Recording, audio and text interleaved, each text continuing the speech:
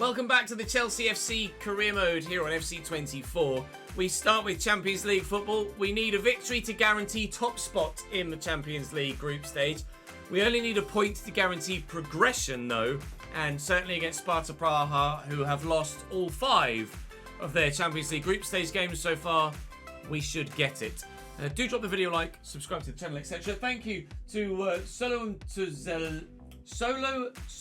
Tozenwa, James Sexton and Fola for your continued support in the comment section. Some really long usernames in there. If people use capital letters where one name begins and the next name begins, that'd be great. It'd be easier to figure out how the hell to say people's usernames. But thank you for your continued support in the comment section. I appreciate it. We will have Brighton in the Premier League after we've dealt with Sparta Praha, then Liverpool at home and West Ham away. So some difficult games remaining today and in this calendar year, but this first one should be straightforward, he says, presumably, then jinxing himself. They're still playing the 3-4-3 flat, and unsurprisingly, so far in their previous form. But people say stuff like that in interviews all the time, don't they, Jax? He's not going to, having gotten the Chelsea job, then say, oh, you know, Tottenham is still the biggest team in London, so I'm not unhappy about being at Chelsea, but Tottenham are better. He's not going to say that in his first interview as Chelsea manager, is he? We're having a bit of a discussion in live chat right now about the potential reception for Pochettino at Tottenham when the two face each other later this week. IRL, in fact, it might even be before this game has been...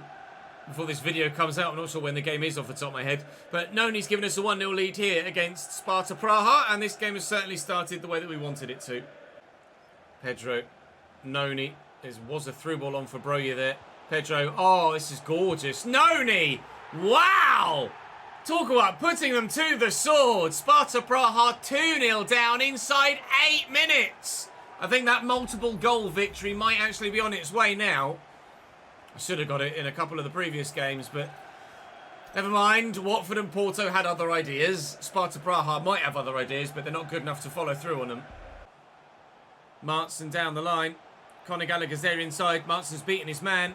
Broya 3-0 to replicate the scoreline from our game in the Czech Republic capital.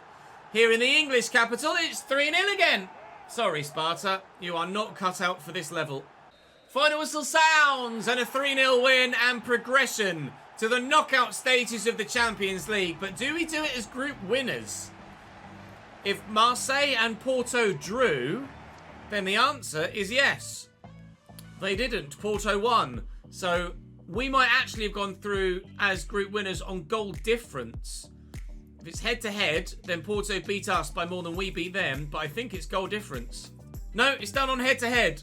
It's Porto that topped the group from us. So we, as you saw briefly there, we have Leverkusen in the round of 16. Paris Saint-Germain versus Juventus is a big game. Slavia Praha. Oh no, we were Sparta Praha, not Slavia Praha. Slavia Praha face Barcelona. Monaco Munich. Chelsea Leverkusen. Arsenal Porto. Atleti Inter's a big tie. Rapid Vienna Manchester City and Real Madrid versus Benfica. The rest of the groups are as you see them here. I will slowly scroll through them. I'm surprised Aston Villa was second in the group after 3 games and they've thrown it away. They've really fallen off there, Aston Villa. Everything else, I think, probably went as you would have expected it to. No Napoli out at the expense of Rapid Vienna. Benfica topped their group as well at the expense of Borussia Dortmund. So a couple of shocks, but the majority of the Champions League games went the way that you would have expected them to. £24.5 million added to the club's coffers, prize money. That won't be added into the fold till next season, if there is a next season. Right now, we're only concentrating on this season. And Manchester United continue to drop points in the Premier League. The gap that was 10 is now 3. Brighton away next. Brighton in 9th place in the league, but with 3 straight losses and no win in 5 at the moment, are not in the best of form. Kovar in goal for them. Henry Van Ecke, Igor and Lamptey, Solly March and Adingra out wide. Mullins at cam. Billy Gilmore and Maxence Cacare at CDM with Undav up top. Options on the bench. not spectacular. Brighton are not the team they once were right now in this save. Kick and rush is their play style, but whether their play style will do anything against our just ability to be good at football, we shall wait and see. Reece James on the attack. I don't really know what was going on with their left back there, but I don't mind. Sterling. I see Kvaratskhelia at the back post. Can he win that header? Yeah, he can. Oh, Kovar with the reactions of the fastest cat you've ever seen in your life.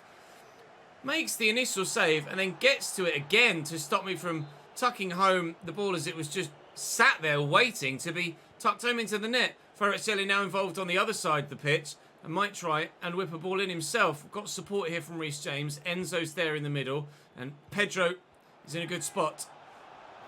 Good spot. Kind of disappeared a little bit. Chile. Can I dink this to Broja? He's come short for it. Armando. I see Caicedo against his former team. Deflected and wide. No opening goal yet. Reece James with the delivery, though. Put a lot on it towards the back post. Keeper's decided he wants it. He's having a good game so far, Kovar. Mullins again. How's that for a ball?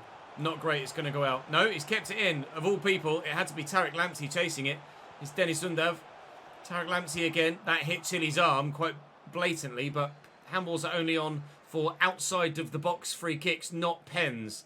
Because you do get some absolutely BS penalty calls when you have them on for penalties, but then obviously those that are genuine and should be given, or would be given in real life, like that one, aren't, because it's not on. But you get more BS pens than you do genuine ones, so it's easier just to, more realistic just to have them off than it is for them to be given for something that is just absolutely silly. Here's a Dingra struggling to build against Brighton, as you might well see. And Brighton also building very well themselves. I was so confident the keeper was going to come and get that, like their keeper did at the other end. I didn't bother trying to defend it with the fullback. And he... I mean, I guess it has dropped right at the back post, but... 1-0 Brighton! Yay! Got Newcastle next, Brighton, which is not going to be an easy game. It's a nice interception by Pedro there, who's then disappeared down the field. And Sterling will do the same, and surely he's got the legs to get away here. Raheem Sterling makes it 1-1. Right in front of those travelling fans that have gone from southwest London to the south of England. Down to the coast, and something to celebrate so far at least. But hopefully more so if we can grab another goal before full time. Kvaratskhelia Bro's off. He's on a run. Might need support. It's a great chest control, though, to get him into the box. It's a really good position. It's a simple goal for Armando in the end. All made by that first touch. Had to make sure he kept the momentum of the ball, kept the momentum of his run and the move, and ensured that he was able to work the space well enough to get in and then tidily tuck home. That's a good breakaway goal for Chelsea. And we lead by 2-1 now at the Amex. It's coming back to us. 3 points was the gap at the top of the table. What will it be at the end of this game if we do see this win through? Broja first, then Sterling. It might not be an if still. If Sterling can tuck this home, which he can. The ifs and the buts are all gone. It's a definitive Chelsea win now, surely, at 3-1 with 14 minutes to go. It's a 3-1 win for us away from home at the Amex. Brighton fans are booing their team off the pitch here. They're obviously not happy with how things are going at the Amex right now. Spurs win. United lose again. Manchester United are bottling a massive title charge that they started very well. And at the moment, can't seem to continue. They're getting further and further away. They might not even be top anymore. Another defeat. Unbelievable for Manchester United. I never would have expected them to throw away such a lead. And they might even be down as low as 3rd or 4th now. They're still top. Level on points with us. It's their superior goal difference that is the deciding factor. We actually haven't been scoring that many goals, as you can see there. Scoring less goals than anyone else in the top 8. Considerably less than United and City. It's our defensive capabilities that are ensuring that we're getting the results at the moment. But Man United have only won one game in their last 6, at least. One game in their last 6. Outrageous. Throwing it away. The gap to us was 10. Not that long ago at all. Liverpool could go top if they win their game in hand, as you can see there. Their game in hand is at home against Brentford, as you can see on the right-hand side. And then they play me, which is our next game. Thankfully, at last, there's a bit of a break between fixtures. So we should have... Actually, is someone going to be back? Is Tammy going to be... No, Tammy's not back yet, is he? And it was... Who was the other... Oh, Ferrat Schiller, I think, was the other injured player, wasn't he? So... Oh, no, it's Nkunku. Nkunku's back in 12 days. Tammy's still 4 weeks away. So neither of them are going to be fit until halfway through January, at least.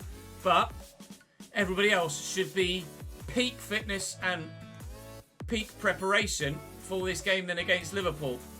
They evidently won that game in hand because they're now top of the table by a point. But we could go top if we can beat them next. To Stamford Bridge we go. Liverpool's starting lineup for this one. Luis Diaz, Cody Gakpo and Mo Salah in the front three. You'll notice bottom left that Gabriel is unavailable, injured, meaning that Patreon player Bear Jackson or Bjorn Jackson starts at centre-back, having come across from Newcastle Jets in Australia. Ryan Gravenberg, Alexis McAllister and Endo in the midfield three with Kukurea, De Vries and Trent Alexander-Arnold. The rest of the defence and, of course, Alisson in goal. Options on the bench include Berardi, who's very good. I've just noticed Luka Modric as well. When the hell did that happen? And Diogo Jota there too, although Luka Modric is probably got close to 40 in this save by now. Halfway through season 3. They're top of the table by a point from ourselves and Manchester United. If we win this, we can go top. But it depends on what Manchester United do. If we win this, we are at least in the top 2 because we'll overtake Liverpool. We're at full strength, other than, of course, Nkunku and Tammy Abraham, who remain injured. Nkunku is now back in training, but not yet fit enough to play. So, Gonçalves continues. Broja really needs to improve at the minute. Neither he and Tammy last year were amazing. And this year I was like, I'm not going to buy a striker. And this year they've been average. But, thankfully, everyone else has been chipping in. So, we're doing all right in terms... Well, I mean, we're joint second in the table with a chance to go top. So, yes, we're doing all right. But I am contemplating signing a striker in January. But I don't know. Luis Diaz is a bit quick. He's off. He's in. He puts it back. Oh, and either Fofana or Diogo Costa, presumably Diogo, if we're zooming in on him, gets a block on it. Salah with the corner. I thought they were going to go short there for a moment. They're not. Delivered in, and Enzo's up with a okay clearance. Endo, Luis Diaz, Diogo. Corner Liverpool again.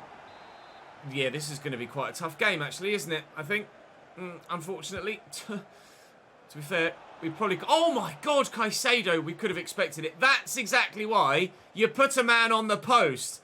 Unbelievable header from the Liverpool man from the corner. But what first touch, close control from Moises Caicedo to just casually... Oh, Christ, what a challenge. Casually just take control of it on the goal line, almost literally by millimetres, and just walk off with it. Unbelievable start from Liverpool that surely deserved a goal but didn't get one. I've not been under pressure like this for a long time. Broja out to Sterling. Reece James is going to keep going. And we've slotted him in behind. Reece driving in towards goal. The angle's just not going to be there. But here comes teammates. Oh, and what an arrival from Pedro Gonçalves. Our first shot of the game in the 30th minute. And we take the lead. Liverpool dominant, more so than anyone has been for ages in this save, and slammed on the counter-attack by Pedro Gonçalves, and Chelsea are in front. Alisson unsighted behind Jackson, and even if he had seen it, or had a full vision of it, he wasn't stopping it. 1-0 Chelsea. Oh, I read that and I still couldn't deal with the pace and turn. Agility and balance of Mo Salah. Cheeky little back heel, and a 1-2. Still in possession, Mo. Still in possession, Mo. He's seen off Chilwell. Gakpo just trying to block any potential ball. Oh, God. Why is he untackleable? I'm so nervous about giving away a penalty in situations like that. I daren't dangle a foot anymore. We've given away too many penalties in that sort of instance so far in this season, and I don't want to give away any more unnecessarily. I'm learning my lesson, and as such, they don't have a pen, and we keep our 1-0 lead at half-time, but will we keep it till the end of the game? Oh, it's a great delivery. Chilly's up. It's going to fall for Endo. It's really good from him to just bring it down. Play it there to Trent, who could wind up for a shot here. It's definitely Trent Alexander-Arnold range, isn't it? But he's been tackled. Kvaratskhelia. And that's De Bruyne. Can I beat Bear in a straight foot race? Yes. Can we finish, though? No. Alisson saves. Can I win that header? No. Oh, I'm not going to win this one, am I? Yeah. Oh, that's going to fall for me, though. Bruyne. No, he just didn't know where to go, and he doesn't have the speed of feet to be able to turn away from the man in the middle there. Salah. Chilwell puts a stop to it. We caught them on the counter. They keep trying to catch me on the counter as we're getting a little bit more possession now. So I might make some changes of my own just to keep things fresh. Sterling for Mudryk, I think, is now up to 83. Noni's 85. This team is just getting better and better and better. I'll go Gallagher first. That's not Gallagher, that's Breuer. That's not a problem. Mudryk. Go on, Reese. Breuer. It's got to be Breuer. It's Kvaratskhelia. It's Trent. Conor Gallagher with the header. Enzo! Oh, he's turned it home! Enzo Fernandez with the header. Chelsea 2, Liverpool 0. We've stolen it. I was trying to get that to Kvaratskhelia at the back post. Didn't get enough power on it, but Enzo's the man in the middle, and he nips in ahead of the defender with a great header to bury it in the bottom corner. Let's have a look at a replay. Good angle for it too. He's trying to nod this all the way across goal. Conor Gallagher can't quite do it, but Enzo, as the keeper's going one way, he's nodded it back across goal, and Alisson just can't sort his feet out in time. It's a brilliant headed finish. Klopp's devastated. We're related. It's 2-0 Chelsea, and we may well be going top of the Premier League. Endo, Gravenberch, and Luis Diaz, Alexis McAllister. They nearly had one back immediately. They've done that all game, Liverpool, but so far, Diogo Costa has just stood firm. Been very lucky that he's grown continually in this save, Diogo Costa, and he's been such a massive influence on this team, and he's a large part of the reason why we're as successful as we are, or as successful as we have been. Conor Gallagher's in the middle. It's going to go towards Mudryk. It will fall to Conor Gallagher, who will find Moises Caicedo, who'll look for a worldy third. We're not going to get it. Alisson with a big save. It's been good for them, Alisson, but not as good as Diogo at the other end. Liverpool have had more chances than me in this game, I think. Pretty sure Diogo Costa's made more saves than I've even had shots, let alone chances that Liverpool haven't drawn a save out of the keeper with. But it's going to be 3 points for the Blues. Allez le bleu, allez. We march on towards the potential of a back-to-back Premier League title campaign. 95th minute with one added on, and the referee's going to allow them to take the corner. Alisson's up for it, unnecessarily, because it's not really going to come to anything, but never mind. Ref, if you don't mind. Right, now, are we top again? That's what I want to know.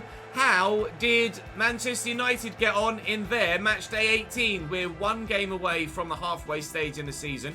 So after we played... Oh, they lost! Again! Manchester United... continually one win in 7 games, and they have completely bottled a 10-point lead over us, let alone the leads they had over everybody else. They're down to 4th now. It's the biggest drop-off I can recall in this save, in that save, in that save, or that save. A proper bottle from Manchester United right now. We're on 37 points. We've got 5th placed West Ham next for the halfway stage in the Premier League season. Is Nkunku fit again? He was training. Is he available yet? He isn't. To West Ham we go. West Ham starting lineup, then Andre Silva up top, Benrahma, Kudus and Bowen. Kudus starts rather than being on the bench from the off, as he has been a couple of times that we've played against West Ham. Downs and Camavinga in the midfield, Miranda, Keira, Aguerd and Dest with Alban Lafont in goal. Some new names in there, of course. Recognisable ones, but new names nonetheless for West Ham fans. Their form has been indifferent of late, but they're in 5th in the Premier League, as we showed you a moment ago. So certainly they are having a good season. We will make some changes for this one, though. In fact, I probably should have done those two the other way around. And we'll give some more fringe players a little bit more first team football. Enzo's up to 91 now, which is even more impressive. Take Fofana out for DSRC as well. And yeah, go on then. We'll put Martson and put Martson and Riddler Baku in. We're obviously going to have quality of player to call upon off the bench if things aren't going our way. Do I take Tamori out for Colwill as well? I'm tempted to. I will do. Go on then. We'll rotate a bit for this so that some fringe players have some first-team football to play. And hopefully against West Ham away, we'll get 3 points again. Bursts past Ian Martson. Should have read that he was going to come back on his left. That's a lovely little dummy. And Kudus finds Camavinga. Thankfully, Colwill gets there to get a block on it. That would so easily have been 1-0 West Ham. Thankfully, we had the defender available to get the stop on it. But brilliant start by West Ham. That's a big pump forward, but Levi Colwill's going to bring it down. Gonçalves to Noni Madueke. Under pressure from Flynn Downs, but rides that pressure well. Finds Leslie. Now he's got the occasional thundercracker in the box, doesn't he? But not on this occasion. Blocked well by the defence. Oh, this is good from West Ham. This is really good from West Ham. Camavinga now breaking down the right-hand side. He's got options in the middle, multiple options, one of which is Mohamed Kudus, and that's 1-0 West Ham, and you can't do anything but applaud a move like that. So free-flowing, so smooth, so fluid. And a wonderful finish. Slammed home, keeper no chance. He might be near post OP, but in that situation, that's where near post OP makes sense. Because Costa left a big gap at his near post, and he's just not going to be able to react to anything struck that hard when Kudus has that much time and space to find his finish. West Ham 1, Chelsea 0 is the unbeaten streak and the top of the table spot in threat here. Leslie. Ugochukwu out wide. Nice touch by Noni. And he's brilliantly turned. And look at the space for Gonçalves. Oh, the pass from Broja is awful. That had to be 1-1. Just as West Ham had a brilliant chance in similar fashion that they didn't take right at the very beginning of the game. That pass from Broja is stronger, meaning that Pedro Gonçalves can stay away from the defender and have the space to just get the shot away. We equalised there, and comfortably so. Unfortunately, Armando's let me down there. Get this in here to back it. We'll play it down the line looking for Noni. Spin well. Still needing the arrival of teammates, and here is one. And a little touch. And Mudryk. And Mudryk again. Oh, off the base of the post from Mikhailo. He's won it back, though. And here's Leslie again. And Gonçalves. And Palhinha. Oh, can't equalise against West Ham. It's going to be 1-0 to them at half-time. Colwill across to Ridler-Baku. To Palhinha. It's a nice run by Leslie through the gap. Oh, and it's going to reach him. Christ alive, what a hit. He struck that so powerfully, Ugochukwu. Back to Jarrod Bowen. Just trying to get him to commit to going inside where there were more Chelsea bodies. There's Andre Silva waiting for that cutback. Doesn't come. He's found Bowen. There's the cutback, and it's Serginho Dest. Camavinga's turned brilliantly. He's got options here. Eduardo's burst past me, and he scored a second goal for West Ham. He doesn't need any of those options. Eduardo Camavinga buries it, and it's 2-0 West Ham. I think we might be losing. Well intercepted by Enzo, who's then immediately lost it because he couldn't get it under control. Daz to Miranda, forward from left back, given away. Twice. But we lose. 2-0 West Ham to end the day. 2-0 West Ham to end the calendar year. 2-0 West Ham to end the week. They look like they were kissing then. 2-0 West Ham to end the week in real life. And Liverpool go top again. Alright. 2-0 West Ham to end the unbeaten streak. Enzo Fernandez is really glad to be back. I'm glad to have you back, mate. We're heading into January. Bournemouth will be the first game, and Nkunku's available again. Lovely. Conor Gallagher's fit again. Bid from Crystal Palace for Ian Martson. No. No, thank you. Nkunku, good. Well, I'd say we've missed him, but I mean, we didn't, did we, really? Ultimately, I can't remember what game it was that he got injured in, but we haven't missed him because we won almost every single game without him. Pedro Gonçalves will drop back to the bench. I'm sorry, Leslie, that means you are off the bench and back into the reserves because there's certainly no way Christopher Nkunku does anything other than start. We're going to have to get his sharpness back up, but that will happen sooner rather than later. Now he's back in the starting lineup and playing again. So we'll start to... In fact, this is probably Friday's video. So we shall start Monday, the new fresh week, with a January transfer window episode where we will be at least signing a worldy central midfielder, if not maybe someone better. Or sorry, if not maybe a striker too. I'll wait for your feedback on all fronts. Thank you very much for watching this week. Do catch up over the weekend with anything you might have missed from this save. Of course, the second channel has continued content on it as well with the My Player save, with Cambridge on Football Manager, and with the F1 driver career as well. So there's lots of content for you to catch up on if you so wish over the rest of the weekend. But I will see you back here bright and early. Well, I say bright and early. 3 p.m. is the upload slot. I'll see you back here anyway at the beginning of next week on Monday for the January transfer window with Chelsea Football Club. Enjoy your weekend. Up the Yellers. I'll see you next time.